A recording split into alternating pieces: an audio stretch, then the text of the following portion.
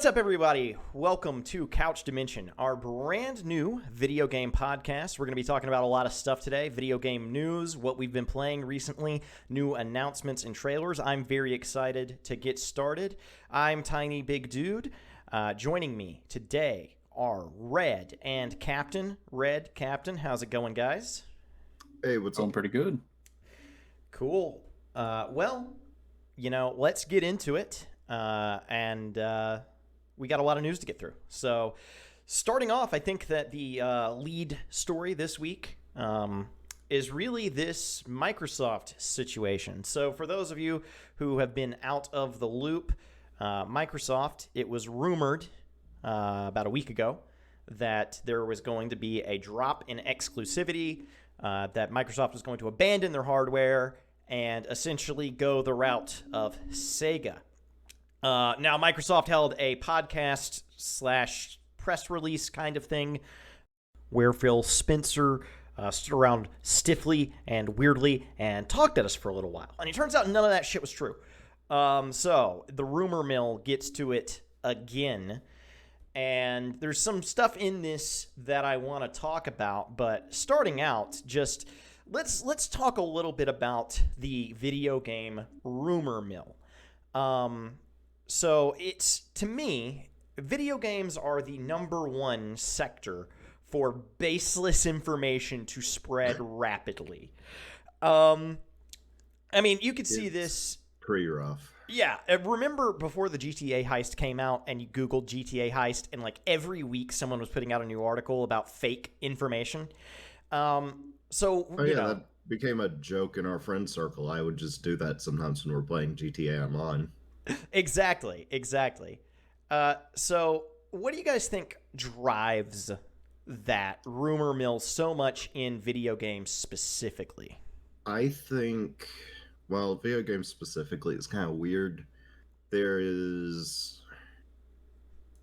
think video games in particular have just a close association with the internet. A lot of more avid internet users, Reddit users, things like that are video game players. It just becomes a topic of discussion. I think those ecosystems lead to a lot of speculation on a lot of topics, but video games is just kind of tied to the medium in which they are communicating a lot.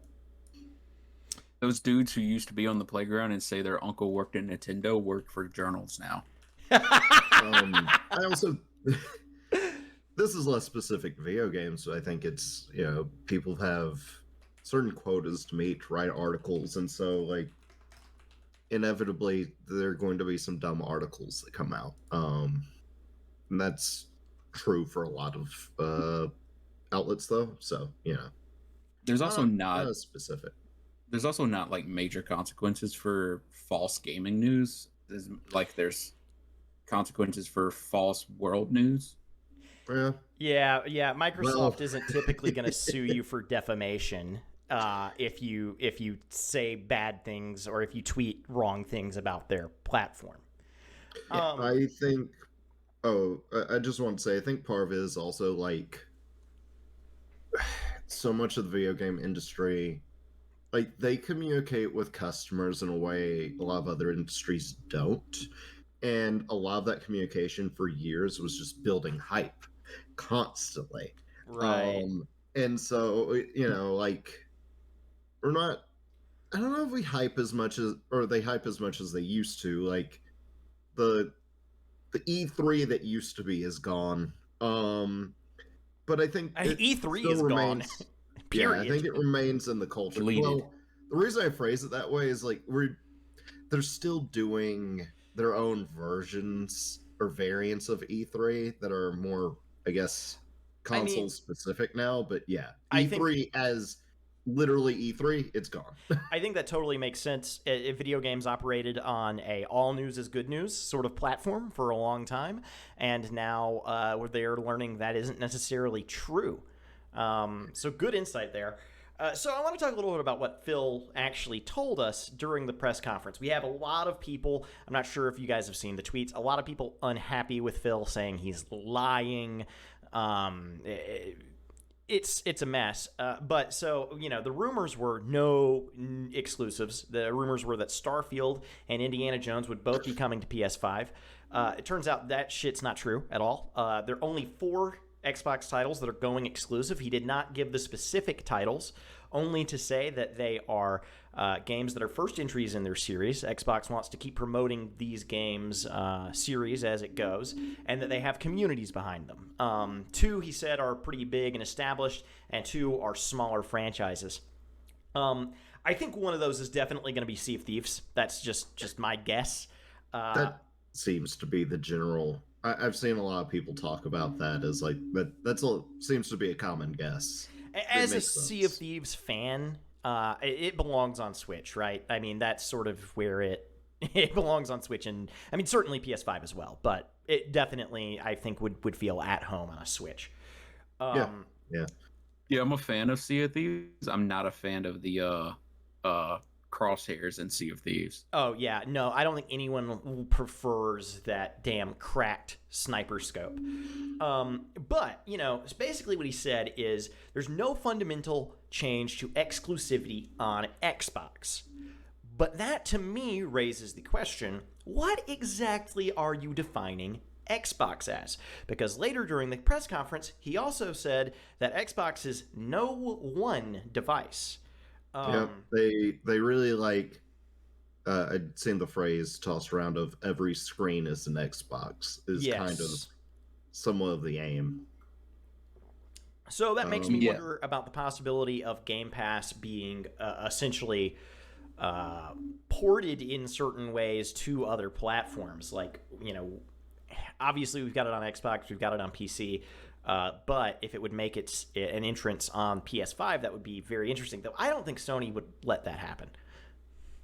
Yeah. I think it would be I don't know. I could just be wrong. I'll preface with that. But it certainly doesn't, at the very least, feel like Sony's streaming services have nearly the amount of groundswell that Game Pass has. Once again, though, that could just be, in the circles I run in, but I hear people talk about Game Pass all the time. When's the last time you heard, like, people talking about PlayStation Now or, I don't know. I'm a big PlayStation Now fanboy. I'm taking personal offense to this. What's a PlayStation? This is going to enter somewhat into the realm of, let's be real, rampant speculation. But I want your thoughts on, because I've seen people bring it up. It's a thing people have wanted for a long time. What do you think are the odds that Nintendo's willing to, I don't know, work a little bit more closely with other companies, given that Rare has some shared DNA with Nintendo? Certainly does. Could we see a return of King K. Rool? Proper. Yeah, I mean, I think that would be cool. I would love to see that happen. And the thing is, right, if Xbox is going to Nintendo hat in hand and saying, hey, can we please put our stuff on your consoles? I mean, that's good for Nintendo in a certain way, but it does open up certain negotiation channels to maybe get another Donkey Kong Country. I mean, I think that's pure speculation. We're just talking about the rumor mill, and here I am doing it. No, this is... But, yeah, I think that's a cool concept. We're not saying that anything we're saying is like... I am. It's happening. It's happening. I'm warning you. I'm warning you all now. I like that's a warning. Be afraid. Game Pass is on Switch. It's mostly thinking about possibilities of, like, I know the big one. Everyone knows the big one. Anytime we talk about Rare, it's the biggest possible thing you could bring up. Banjo-Kazooie. Yeah, I mean, God, I would love to see another one. I wonder how that looks in the modern... Would they be willing to make it the way I and other people feel it should be made, or will they try to innovate in a modern way? It needs to be. Here's the thing: if they make another Banjo-Kazooie, it needs to be about building cars. I'm gonna You're right. flip You're out. right. I don't know. That sounds pretty nuts. I'm still just note that I'm still sad that like if they hadn't tied it to Banjo Kazooie, that could have been more. It probably should have been more, but no, tied it to that and sunk the ship. Anyways, won't keep us on this tangent. I felt I could feel the force of a bunch of people like it has to be brought up. It No, has to it's be a good tangent. I'm glad that we looked into it. We investigated and we came to the conclusion that Banjo Kazooie will be returning. This time you're building airplanes, and you can hold me to that. So, anyways, though, yeah, he talks a lot about the no one device rhetoric. And then we also get the news. This was also in the rumor mill. Game Pass is going to, die. Day one releases are gone. Activision Blizzard games aren't coming to Game Pass. All that was fake as well. All of those things are not true. Activision Blizzard games are coming to Game Pass, which is good for me because then I don't have to drop $70 on Call of Duty every year. And day one releases will continue. I can get in and get out on Diablo 4 finally. Exactly. And Diablo 4 is actually announced as the first Activision Blizzard game coming to Game Pass. So, yes, we absolutely can do a little Diablo. So, the feeling that I got from this, because he did tease, there is big hardware changes coming. There are big hardware changes coming. He said it's going to be the biggest jump in hardware that a game console generation has ever seen, which I find hard to believe. Yeah, it's a big swing. But what I foresee is basically a world where, and this is essentially sort of what he said, a world where your Xbox is the machine that runs your Xbox games optimally, right? If you want to make sure that your Xbox game is going to run, you buy an Xbox. So, I think that's an interesting way to think about the console market, to think about branding. It's certainly kind of a new twist on the old model. Now, what does Xbox on all screens really look like? Are we talking like streaming stick apps like HBO Max or something, or are we talking like installing Game Pass on other things? Yeah, it would be installing Game Pass on other things. That's what I think, right? I think that's the play. Game Pass becomes an app much like Netflix, right? And assume, like, in an alternate universe, there's a Netflix box that you can plug into your TV and stream Netflix optimally on, and that's what an Xbox would essentially be. I mean, they're investing heavily in game streaming. We know that the new hardware is not exclusive to that, but I think we're going to get a lot more game streaming options in the future. You talked about the next jump is going to be the biggest and whatever, and that had me I got curious of like, when did I forgot when the Series X dropped, and that was November 10th, 2020. And I mean, I would say probably at the very least, minimum, you will see a new console by 2026. That is the earliest, I think. Because we used to have 5-year cycles, but also, I don't know, I think it's just, when he's talking about that, no doubt those are in development. It's just like... Yeah, and he said we're getting news at holiday season of this year is when we're going to get announcements, right? So they'll probably announce for at least a year out. So, we're looking at end of 2025, 2026. And then, I think personally that announcement will get delayed because they always do. And so I think you're right. I mean, I think that mid-2026, 2027 is probably closer to the more realistic timeline for that. Could be realistic, or not realistic, could be wishful thinking, because, 5-year turnaround time is kind of brutal. Yeah, incredible. At least it feels that way. But it felt like it hadn't been as long ago because, the black hole that was COVID, like, those years just obliterate. Yeah. COVID was like 8 years ago, right? It was like 8 weeks ago. Any time between that and it could have been COVID. It definitely warped everyone's sense of time, and I think we're all feeling that. So I do want to talk about one of the big statements, and this is something that a lot of people said, Phil, you're a damn liar. That's not true. And a lot of controversy about this, okay? So one thing that Phil Spencer says in the press conference is that the games industry in 2023 did not grow.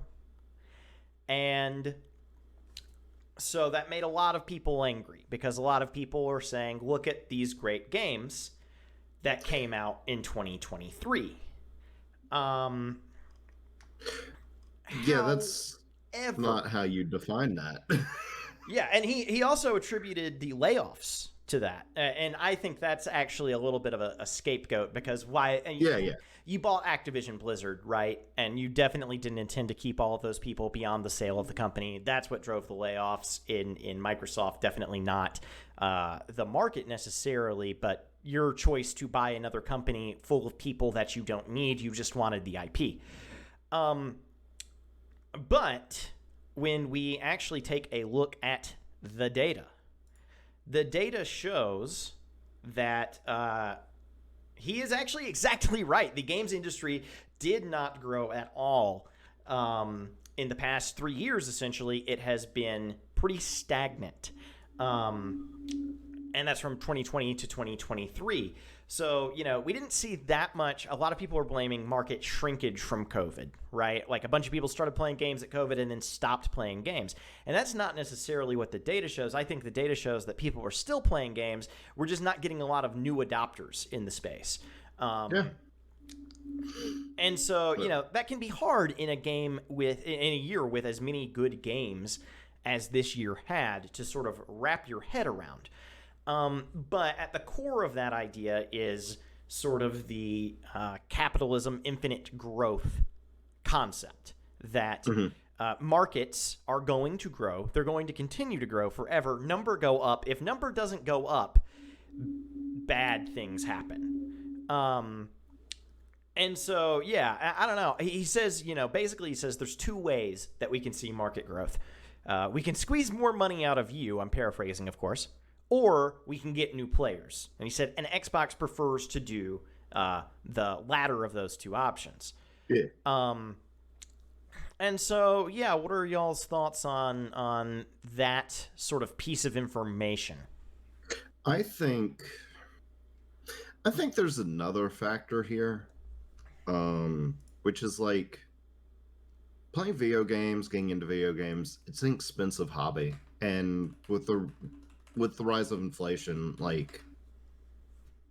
think a lot of people had to make tough decisions on how they want to spend their money, and then they're not buying. Do you want to spend?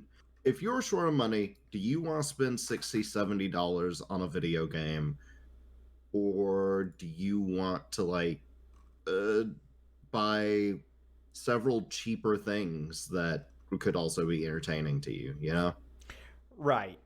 I definitely, I think we are all feeling the squeeze of inflation in one form or another.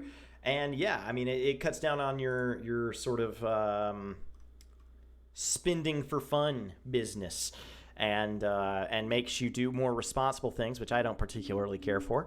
No. And save money, invest. Unfortunately having to be in a responsible era, and I don't care for it. Well, feeling that myself. That's pretty much that piece of news. I think that sums up all the major events covered at the podcast. Unless you guys have anything to add, I'm ready to move on to our next story. Sure. Okay, so I don't have big thoughts about money. I try not to think about money. So then our next story is coming out of Disney. So Disney made this huge announcement that they are expanding in all kinds of ways. through ESPN, among other things. And one of the things that they are doing is dropping $1.5 billion to partner with Epic Games in order to create, drumroll, the Disney Metaverse. So, I personally think metaverses are stupid. And Gene Park over on Twitter, reporter for the Washington Post, for those who don't know, made an astute observation, and that is that they tried to, in every way possible during that announcement to not say the word metaverse. Yes. And yeah, because I think that has everyone immediately thinks of Horizon Worlds. Well, he did include in the announcement that, like, or in his thoughts on it, he does say that, like, he does think the concept is somewhat inevitable, but the term itself is tainted. Yes, I was actually watching a great video you sent me, Captain, the other day from Folding Ideas on Decentraland and the Metaverse. Yeah, and that video makes some very good points about the sort of central untenable concepts with the metaverse. Because here's the thing about metaverses. They are inherently systems by which we are expected to spend money online on fake shit. And, like, so, you know, to me, the idea of a metaverse that is cool is something like a if you look at Hello Games' recent announcement about their new adventure game, you throw that in VR, call it a metaverse, I'm in, right? But unfortunately, the corporate America seems to have the idea that a metaverse should be JPEGs of shopping malls. Yeah.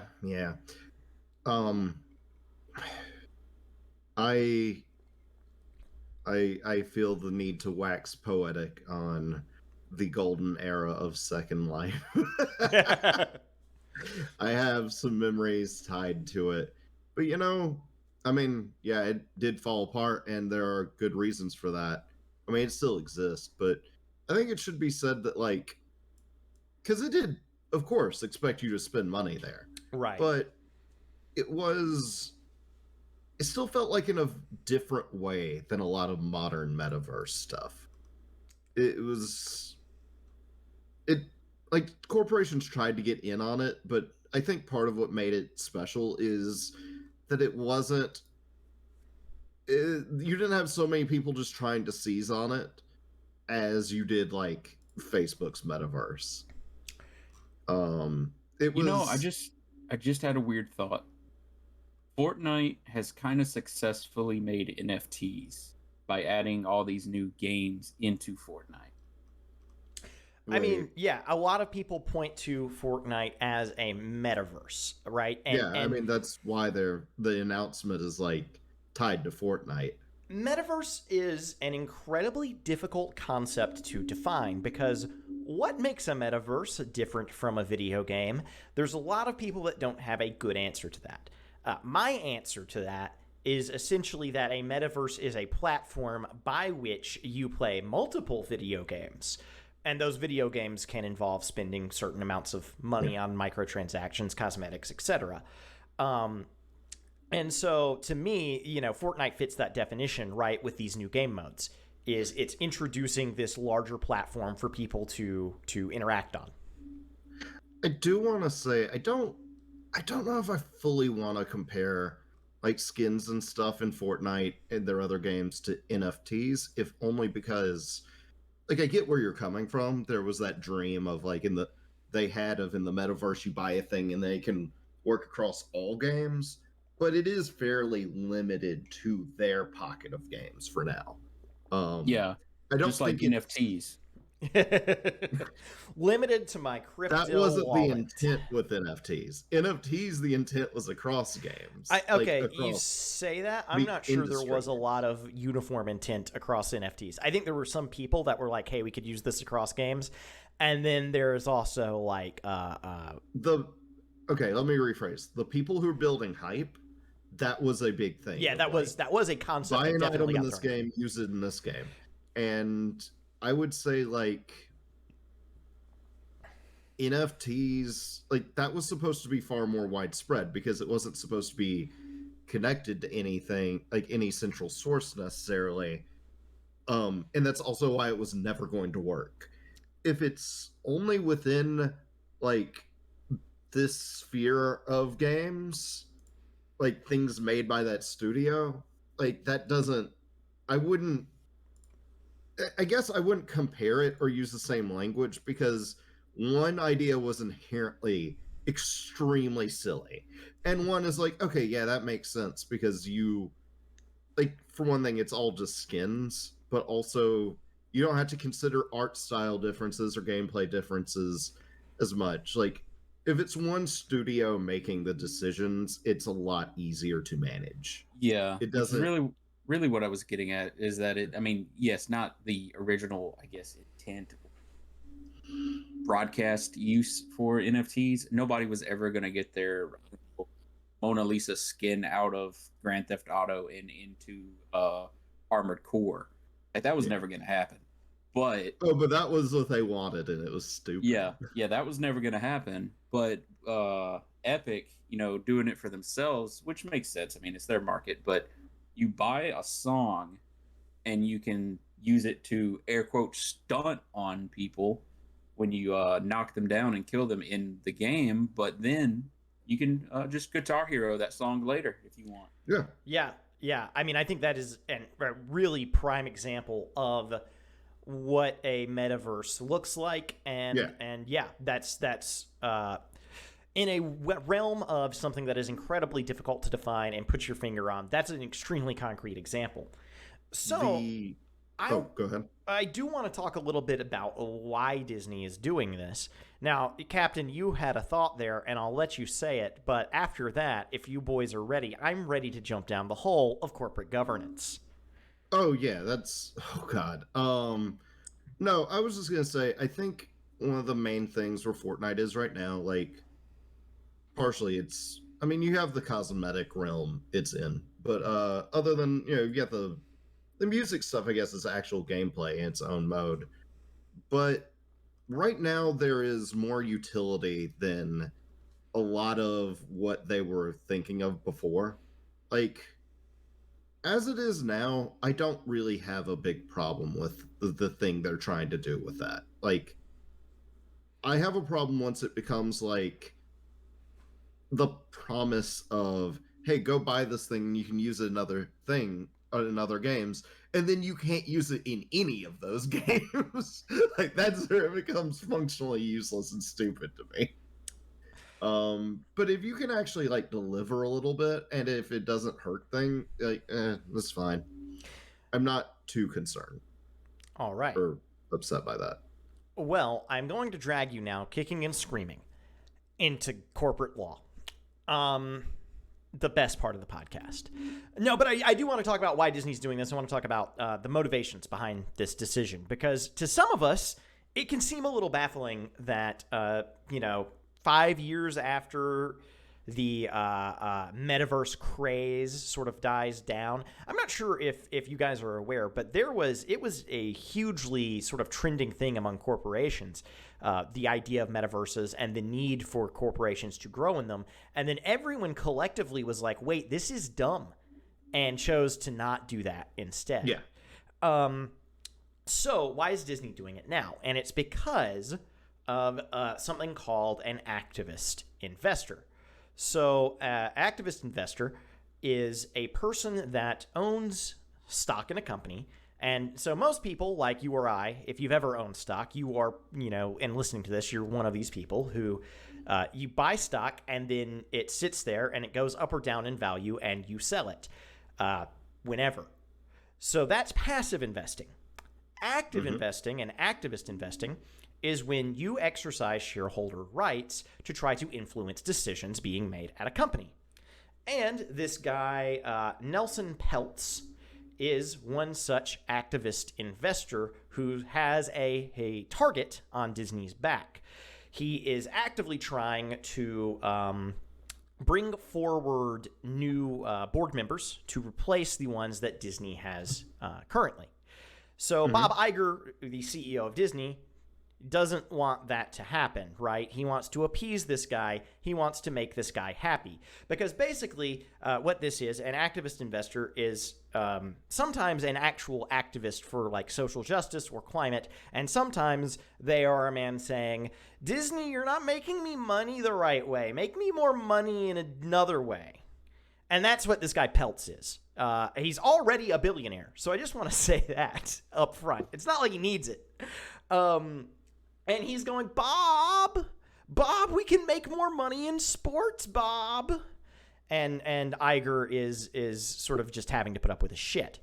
And so that's where this came from, is in an effort to appease this guy and hopefully not get board members voted off in favor of a different slate of board members or different seats, Iger has come out with this plan.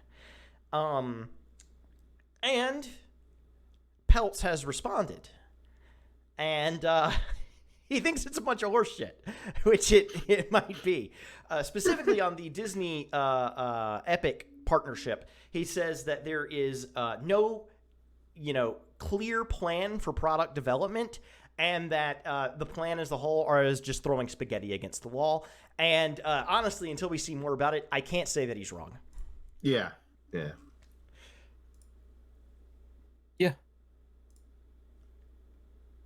Is that supposed to be more complicated? I mean, I just wanted to lay out sort of the motivations behind the company for announcing a metaverse.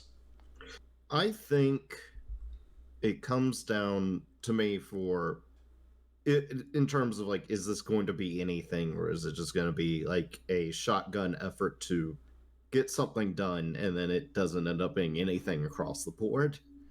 At least as far as metaverse stuff goes. I think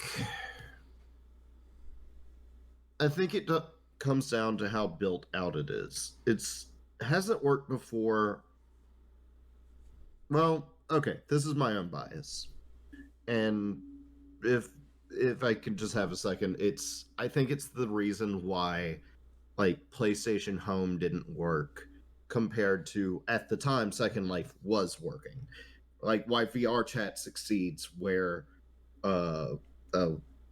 Horizon Worlds, Facebook shit. Yeah. Why that didn't work. And it's so much of it is corporate control and how much you can actually express yourself in that space. And I feel like if the Disney thing is way too weird to say, but weirdly way too structured, if it is too closely monitored, well, that's not the right word. You need safety, but this is targeted children. Yeah. But like, I don't know. Fortnite has a bunch of like whatever this is, it's tied to Fortnite. And Fortnite has a bunch of creative tools already. I don't know how those will work in with the Disney stuff. I guess it comes down to a level of expression you are allowed to have. How corporate and does this feel? How intensely, like, what can you do? At the end of the day, it's about what can you do? In PlayStation Home, so much of it was walk around, change outfits, jump into games with people from places in game, which the last one was kind of neat if it had worked more consistently. Yeah. But it would be a very Disney move to shut down Disney Sparklight, and rebuild it in Epic and host it there instead. When it's just kind of sort of been getting good traction. I'm unfamiliar with that product. It's like a Animal Crossing Disney thing. Oh, interesting. Biggest problem I'd see with anything like that is just, I mean, it's even with this own discussion of like, hey, you're making a bunch of money, but we could be making way more money. That's where you get things like, I mean, Vine died not because it wasn't like like it was popular, but it wasn't as popular as Twitter wanted, so it still got axed. And Yeah. by that metric, like that could happen to this anyway, or Sparklight. And I do Correction, think Disney Dreamlight. Dreamlight. I do think that part of that, and this is my last note on this before I want to get into some more fun, what we've been playing kind of things rather than the hard news. I think that a lot of the success of a metaverse depends on who is it made for. Is it made for brands? Is it made for players? Because if it's made for brands, it's going to suck. VR chat is made to steal IP and be awesome, and therefore it is good because it's made for players to have fun. But if you're making it for brands, and by the way, in the announcement trailer, which we'll be watching here in a little bit, it's like play, create, buy. So, selling you shit is going to be at the center of this. I mean, that's to be expected. But if it's at the center of it, like, Meta Horizon Worlds, like it's the Nissan Summer Sales World. Like no one wants that because we don't just want to be marketed to exclusively. It's it's almost like saying because this is virtual, it is a game, even if it is a giant Mercedes dealership. Do I want to buy a Subaru in your video game? No. Do I want to be able to have someone's shitty ripped avatar of a Subaru and drive it around in a just bar? Yes. That's the difference. So moving on to the segment of the show where we talk about what we've been playing lately and what we've been enjoying. Red, I think you've got some things on the agenda. Do you want to take the lead on that? Yeah. So like as far as what we've been playing lately, Helldivers 2. Helldivers 2. Helldivers 2. I think everybody in the world might be playing Helldivers 2 because most people cannot play Helldivers 2. So slammed that you can't log on most of the time. Yes. I mean, we've seen a lot of dark horses recently in video games. Yep. We've seen Palworld come out of nowhere and sweep the world by storm, and now we have Helldivers 2. Which absolutely awesome game. I really love it. I wish I could play it. I think they have a patch dropping like right now that might help. But I would like to mention that because Palworld, I'm going to put a prediction out there. We'll see if it pays off, which is I think that we will be talking about Helldivers 2 months from now, and Palworld will be one of those things of like, oh, you hear about Palworld? Huh.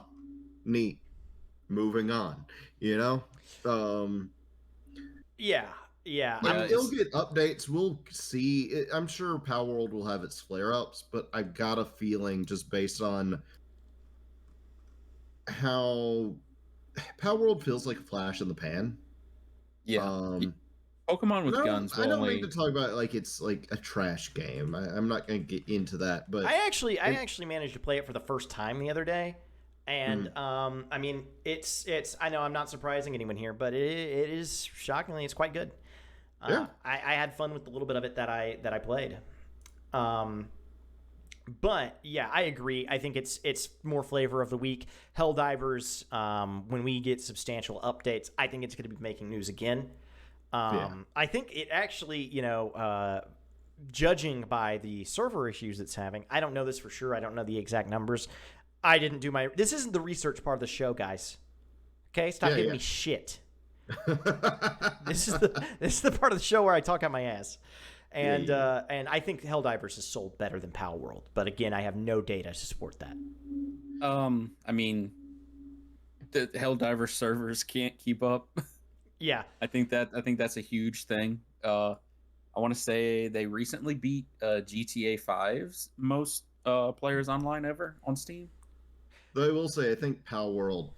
I don't know if that's a good point of comparison because I think Palworld is you run the server off your own machine, so that you're not gonna run into the same situation. Right, you're not gonna hit those exact problems. But I mean, topping GTA 5's max player count is pretty huge. I do think that does I don't want to piss too much in the punch bowl, but I do think that Steam's GTA 5 Steam numbers have never been as good as their console numbers. But still, huge achievement for a small game that had, overnight success. And personally, I really love it. I really like the developers behind it. They've said a couple of things that I really enjoy. One of which was they said, when asked, hey, are you going to add PvP to the game? They said, no, if you want PvP, go play Tarkov. And the other thing is that, Bob Iger, not Bob Iger, I apologize, Phil Spencer. I'm getting my CEOs confused. Spencer's not even a CEO. But Phil Spencer said, he came out and he's like, who does it serve to have Helldivers 2 be exclusive to PS5? You should bring it to Game Pass. And the guy at the head of the company fired back and said, Phil, who did it serve for you to buy Activision and then lay off 1,900 employees? Yeah. So I really very good. Yeah, I really love the attitude behind this studio. I want to say the CEO also told somebody who was like, man, y'all, there was some tweet. Somebody said, everybody's really gassing this game up. Y'all going to make me want to buy it. And he retweeted them and said, don't. You can't log in right now. That's pretty good. Yeah, I like the vibe behind the studio. I like the vibe behind the game. They seem to be, honestly, it's like they took a bunch of my favorite sci-fis and just mashed them together, because they did, and it works really well. So Starship Troopers meets Terminator is no surprise a winner of a game. What do you guys think about this information about? Which actually, I might be wrong here, but I think and I don't have his name. Again, this is not the research part of the show. Disclaimer, disclaimer, disclaimer. I'm pretty sure that the guy that develops Helldivers, the lead dev, used to work at 343, so I think he might be a little salty. I get the feel that you haven't really researched this segment. Here's the thing. I actually am completely right. And I'm saying that without doing a Google. I'm just asserting that I am right. But I'm pretty sure I saw in his bio that he worked for 343 at one point, and we've heard these rumors that 343 had a ODST game pitched that is almost exactly Helldivers. How do you think it feels to be working on Halo Infinite right now? It's rough, but I don't know. It's one of those things. If I think obviously it is a bummer to get to have pitched an idea and to not have it work out. But Halo Infinite was like getting the best damn pizza crust you've ever had in your life, with the worst pizza sauce and topping options. I feel like, yeah, I mean, I agree with that. I guess it's, on one hand, it's a bummer. On the other hand, I can't do they were stupid to reject this, because they were in a world where Helldivers hadn't released. That said, it would have been really cool. But yeah, I mean, I think it raises a potential issue that I think Microsoft is facing, and is facing now with all their new acquisitions. Smaller studios have shown us that they're where the innovation is, right? Yeah. Helldivers 2, incredibly innovative game. I think that the reason the ODST one got canned is because it was too non-traditional for the Halo format, right? I mean, that's, again, complete conjecture. But I think that Power World showed us, hey, people want Pokemon in different ways. And I think that what we're seeing is a sort of rigid nature on these large corporate owners that are like, no, we just want another Call of Duty. And if you make it anything else, we're not going to be happy about it. Because risk is inherent in making a product that's different. If you don't mind, I want to give a very small piece of pushback on one thing. Not pushback, that's not the way to frame it. I don't necessarily like. I think Pal World is actually a very different thing that interests me because I don't think it's Pokemon in different ways because it doesn't actually play like Pokemon. In a lot of ways, I think I think it's like, that's how you receive it. That's how you first see it. But I think we're starting to find that factory builders have a bigger interest or user base than just like the people who've been playing like Factorio and stuff. It's weird. It's a weird one. But just to say that, don't get me wrong, I do think that people want Pokemon in different ways. I just don't necessarily know if that was the main appeal of that one. That I don't know. Could be wrong. I think it's 100% the market image is that it's Pokemon, but Minecraft with guns. Yeah, I mean, well, and that's what I say when I say Pokemon in different ways, right? Is it's using Pokemon-like creatures in an entirely sort of different okay, I can see. I see. format than Pokemon. And then, people want that. Like, I wanted as a kid, I was like, it would be so cool if they made a Pokemon game where you could actually fight as the Pokemon. And, they made Pokken, but that wasn't what I wanted because it also didn't come out till I was an adult, but you know what I mean. More modern Pokemon, there have been some attempts to get closer to what you were looking for. The problem is they are not giving them the development time they need. And so we keep getting these games that are like very buggy or visually weird. Yep. And yeah, it would really help a lot if they just had a normal development cycle.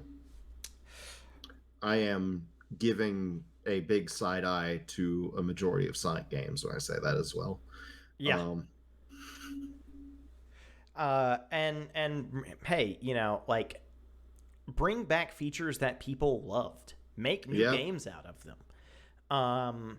The obviously in the Sonic realm, the Chow, thing, and then in Pokemon, secret bases.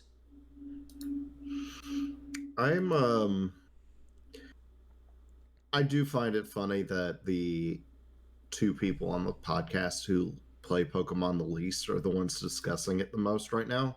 I would also like to add, in conjunction with that, might not be related, but I noticed in Discord that one of us is playing Helldivers too.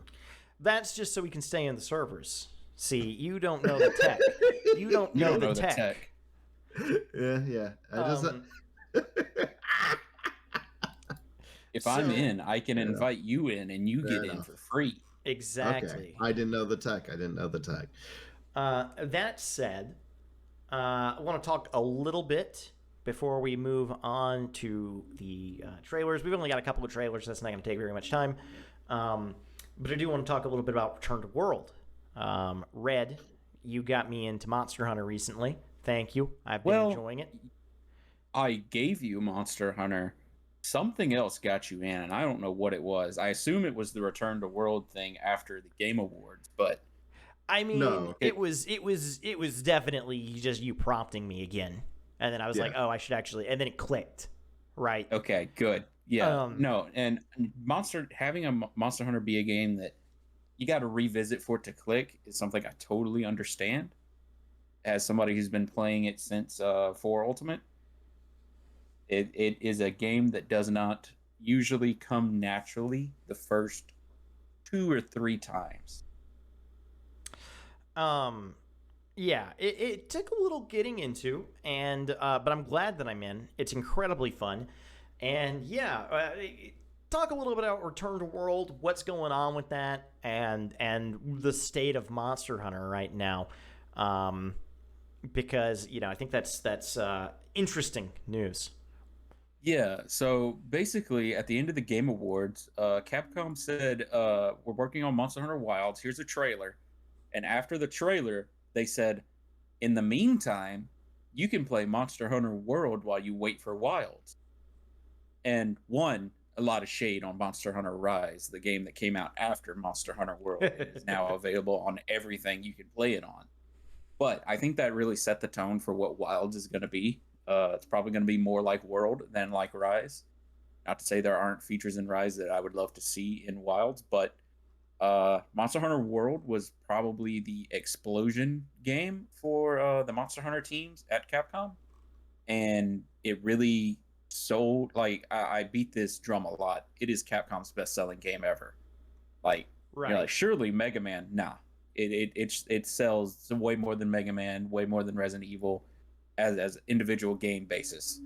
Uh, Returning to Worlds, they said that, and like within a few weeks, the concurrent player count rose up from like 2,000, 3,000 to like 246,000, and it was crazy. Like they didn't give the game away for free. They didn't discount it really. They just said, "Hey, go play our old game while you wait." And Monster Hunter fans said, "Bet." Yeah, that is awesome, and it speaks to the quality of the game that they can just be like, "Hey, go play this," and people will respond very positively to that. Yes. And yeah, I can't wait to get into whatever Wilds is going to be as that information rolls out. You best bet we're going to be covering it here. But yeah, I just wanted to touch on that because I've been having a lot of fun with it. I recently went through a brief Slay the Spire streak, but I'm about to get back into Monster Hunter and hopefully get to that end game. It's a little bit of a grind, but as someone who doesn't really like grinding in video games, it's not that bad, and it's totally rewarding. It's a grind that feels good. It's not a GTA 5. All right, with that, you guys ready to watch a couple trailers? For those who are listening on audio-only formats, I'm not going to include the trailers portion of the podcast because it doesn't seem like it would work very well for you guys. So if you want to see us watch a couple of trailers, you want to see us comment on that, check out the video of the podcast on YouTube. Check us out live on Twitch at 5:15 p.m. CST every Tuesday. Next week is going to be trailer heavy. We've got a Nintendo Direct. We've got Elden Ring DLC. We're going to talk about it. And if you want to see us talk about those things as we watch them, check us out on those video formats because we can't really do that through an audio medium. I can play the trailer audio, but I don't really think that would be a very enjoyable listening experience. So without further ado, let's swap over to here, and we'll take a look. This is Kingmakers. We don't know where he came from. I'm But already I'll digging tell it, you, man. he built our village into a city. Oh, hell yeah, hell yeah. He's hell the yeah. one who trained our I'm a big army, Mountain Blade fan. who grew so us this is into I know his you are. empire. hitting a lot of notes for I me. think this don't know this where game he's is from. definitely targeted But if you to think everyone you can here. stop him, I you're already dead. Wait, what? What? What the fuck? Oh, shit. Oh, my God. Oh, this is awesome. Fuck yeah.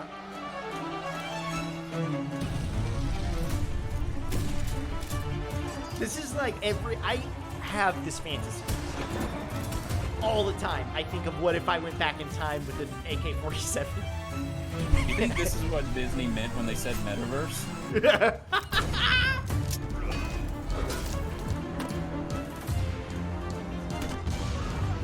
Oh my God.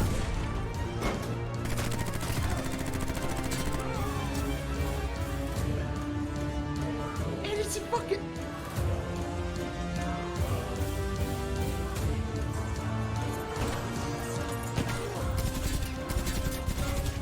What is a wizard if not a man with a gun? He gave our people a future. I hope he can save his own.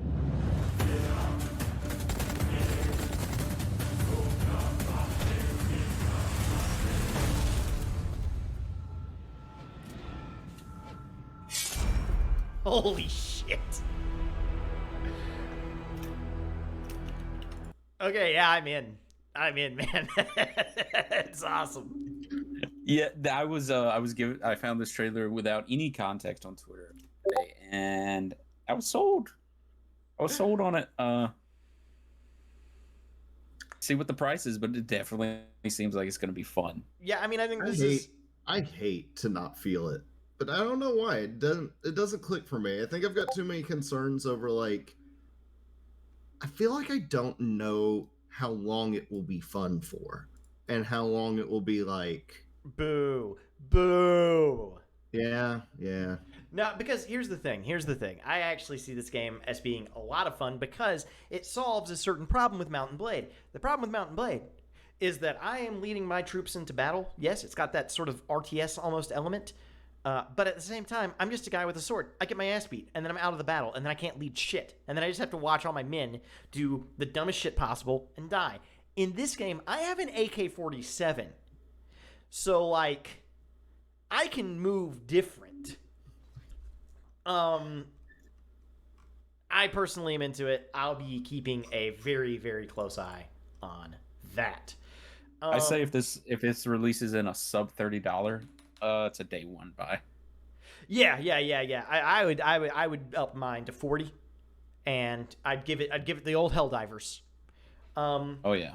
So this is the Disney Epic Discover announcement a place that we talked about. where magic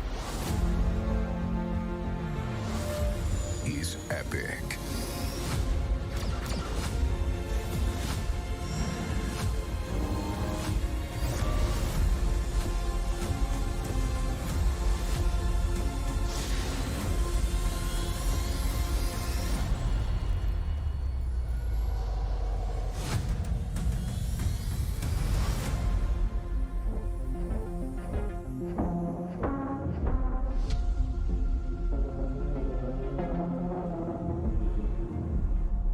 Soon.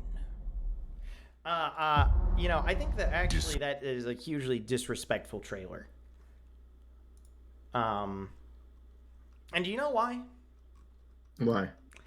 Because we're gonna sit here and we're gonna pretend like Disney having all of these different worlds related to their properties and a third-party game developer that guides you through them hasn't been done by Kingdom Hearts. Yeah. No, what this looks like to me is Disney paying Epic to make a custom level for them that will have shopping interfaces to you could run around as Han Solo, go to Disney parks, ride pretend virtual rides, and then when you get off, you can buy your souvenir Disney Lego Millennium Falcon and have it shipped to your house. Yeah, and I think that's exactly. I think you're right on the money.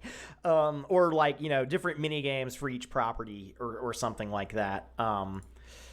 It doesn't look great from the jump here, but I don't know. I mean, hey, it's Epic. They know how to make Fortnite, so maybe we're all in for a pleasant surprise. I was gonna say I genuinely don't know what to make of it yet, just because like the trailer just simply doesn't show enough to get a good idea. Other than like you can see the big like park structure they have, but that might just be like that might just not be actually mean anything. That tells us as much about what Disney is doing with that as the Elder Scrolls 6 announcement told us about Elder Scrolls 6. 4 years ago now. So, I agree. We don't have enough to go on. I'm curious to see what they do with it, but I don't have the highest hopes. But that about does it for today's show. We will be back. I'm going to repeat this again for you video folks. The podcast people already heard it. So did you. You're hearing it now. We're going to be back on this Twitch channel, Tiny Big Dude, on Tuesday at 5:15 p.m. CST. We're going to be talking next week. We got a lot of exciting stuff coming up. We got the Elden Ring announcement. We're going to watch that trailer. We're going to watch a lot of the Nintendo Direct stuff. We're probably going to talk a lot about the Nintendo Direct. Next week, we might even front load trailers and do the news on the back end. We'll see how the structure goes. Thank you for watching. If you've got feedback, if you've got comments, please drop those. This is our very first episode, so anything we can do better, we want to do. And next time, I'm not going to set my mic so high that I blow it out every time I laugh. So you have that to look forward to. But Red, Captain, great having you guys here. Great talking with you guys. And Always great to be here every Tuesday. Every Tuesday. At 5:15 Central Time. We're trapped, actually. We're forced by a wizard to into be the here. couch dimension. In the couch dimension. So, for the couch dimension, thanks for watching, thanks for listening, and we'll catch you next week.